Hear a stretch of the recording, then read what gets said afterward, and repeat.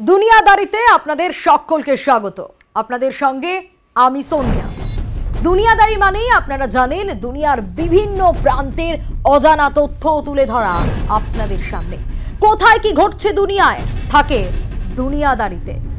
পৃথিবীর শান্তি সকলে চায়, কিন্তু এই পরিস্থিতিতে আমরা গোটা পৃথিবীর বিভিন্ন প্রান্তে বিভিন্ন অশান্তির ছবি দেখতে পাই। আমরা দেখছি ইসরায়েল গাজা, আমরা দেখেছি কিভাবে ভারত আর পাকিস্তানের যুদ্ধ পরিস্থিতি তৈরি হয়। 9 terrorist camps were targeted and successfully destroyed.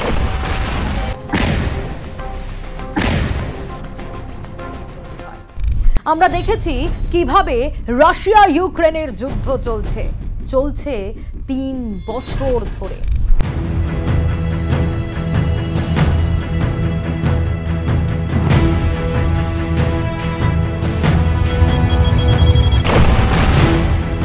আর তৃতীয় বিশ্বযুদ্ধ এরকম হুঙ্কারও এসেছে। কিন্তু এর আগে একটা ভিডিওতে আপনাদের বলেছিলাম পার্ল হারবারের কথা। আর তারপর এই লাস্ট যেভাবে রাশিয়া ইউক্রেনের মধ্যে টানাপোড়েন চলছে, তা কি তাহলে আবার একটা যুদ্ধের বার্তা দেবে, বিশ্বযুদ্ধের বার্তা দেবে? পৃথিবীর শান্তি সকলে চায়, কিন্তু জানেন এই যে পৃথিবী শান্ত, পৃথিবীর শান্তিটা কোথায় আটকে রয়েছে? 8টা সরু জলপথের মধ্যে। শুনে অবাক হচ্ছেন, কিন্তু এটাই সত্যি। আজ বলবো, আপনি কি জানেন বিশ্বের তৃতীয় বিশ্বযুদ্ধ কোথায় শুরু হতে পারে? যুদ্ধক্ষেত্র না, যুদ্ধক্ষেত্রে নয়, সেটা শুরু হতে পারে বরং জলে। না, কোনো সিনেমার কথা বলছি না, বাস্তব কথা বলছি। জানেন কি এমন 8টি সমুদ্র পথের কথা যেখানে একটা যুদ্ধের আগুন শুধু ছড়িয়ে পড়বে না, সেখানে যদি একটুকু অশান্তি হয় তাহলে গোটা পৃথিবীর অর্থনীতি ধ্বংস হয়ে যেতে পারে। এই যে 8টা জলপথের কথা বলছিলাম, এই পথগুলোকে বলে চোক পয়েন্টস। আর এই চোক পয়েন্ট নিয়েই আন্তর্জাতিক টানাপোড়েন বাড়ছে, হুমকি, হ্যান্ডশেক, আর তার আড়ালে ছুরি, ব্যাকস্ট্যাবিং, এই ধরনের নানা কথা ঘুরে বেড়ায়। তাই তো আমরা দেখছি কোনো দেশের সঙ্গে কোনো দেশের টানাপোড়েন, তাতে অন্যান্য দেশের মধ্যেও এফেক্ট পড়া, কোনো দেশের সঙ্গে কোনো দেশের হুমকি, কোনো দেশের হ্যান্ডশেক, কিন্তু আড়ালে কি রয়েছে সেটাই আসল কথা। চলুন এবার আসল কথায় আসি। এই চোক পয়েন্টের কথা বলছিলাম না, এই চোক পয়েন্ট আসলে কি তার আগে একটা এক্সাম্পল দিতে হবে চোক পয়েন্ট বোঝানোর জন্য। ধরে নিন এক্সাম্পল হিসেবে আপনি কলকাতা থেকে নিউ ইয়র্কে যাচ্ছেন। না, প্লেনে যাচ্ছেন না, যাচ্ছেন জাহাজে, জলপথে। আর মাঝপথে এই জাহাজে যেতে যেতেই মাঝপথে একটা সরু জলপথ পড়ল, যেটা ছাড়া সামনে আগে এগোতে আপনি পারবেন না।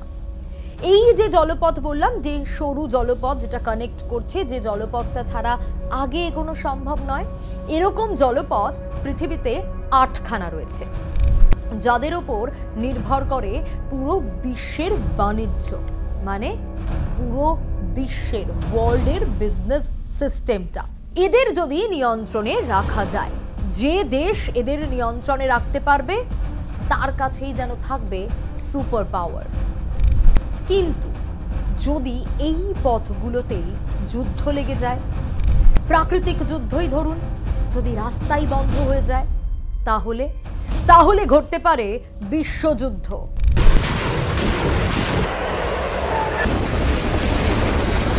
আর যার আওয়াজ বন্দুকের গুলির মাধ্যমে নয়, জাহাজের সাইরেনের মাধ্যমে পাওয়া যাবে। এই 8টা চোক পয়েন্টের কথাই আজ একে একে আপনাদের বলবো। আসলে খুব ইম্পর্টেন্ট এই 8টা চোক পয়েন্ট। কি কি? প্রথমে কি রয়েছে? প্রথমে রয়েছে স্ট্রেট অফ মালাক্কা বা মালাক্কা প্রণালী যাকে বলে। ভারত, চীন, জাপান সবাই কিন্তু এই মালাক্কার ওপরেই নির্ভরশীল। এটা পৃথিবীর অন্যতম ব্যস্ততম একটা জলপথ, মানে যত ব্যস্ত জলপথ রয়েছে এটা তাদের মধ্যেই একটা।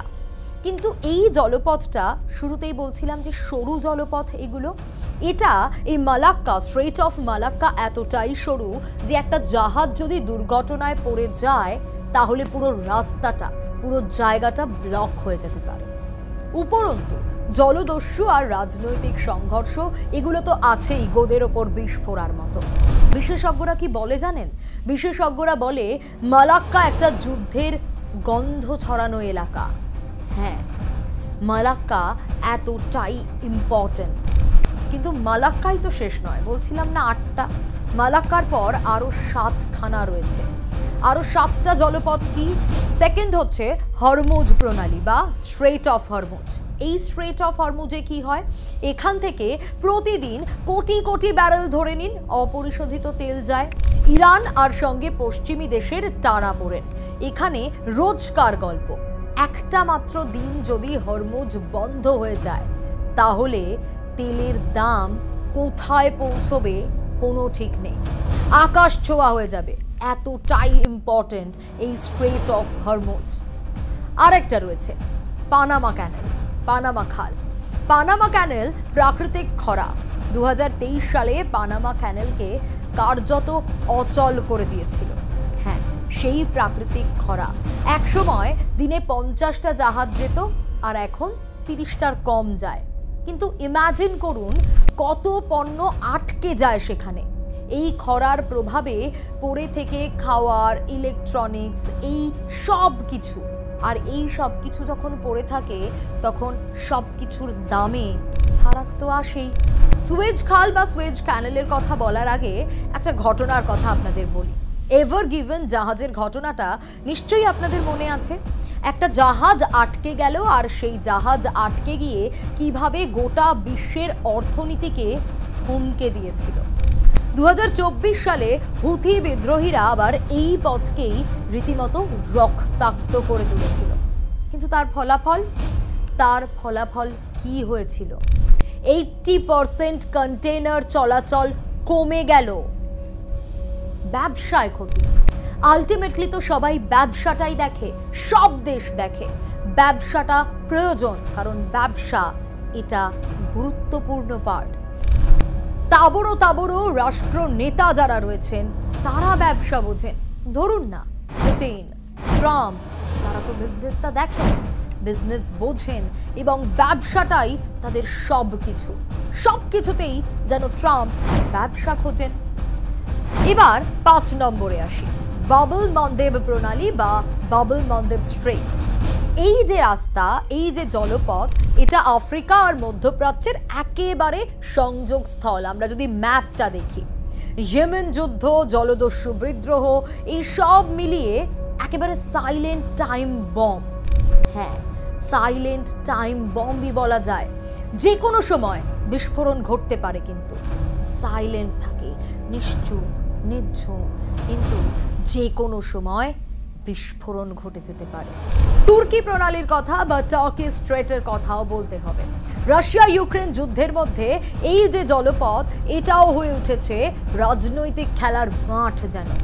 ব্ল্যাক সি থেকে ইউরোপে পণ্য পাঠানোর এই পথটা যদি বন্ধ হয়ে যায় তাহলে ইউরোপীয় বাজারে খাদ্যদ্রব্যের আকাল পড়বে, সংকট দেখা দেবে।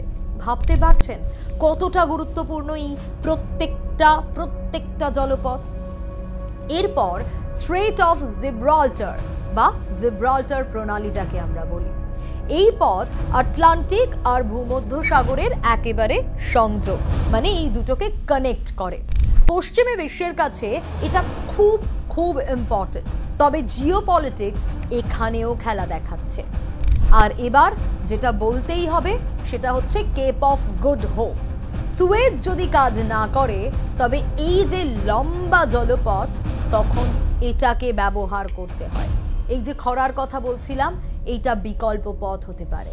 তবে খরচ, সময়, আবহাওয়া সবটাই কিন্তু খুব চ্যালেঞ্জিং এই কেপ অফ গুড হোপের কাছে। দেখুন, নামেই বোঝা যাচ্ছে কেপ অফ গুড হোপ।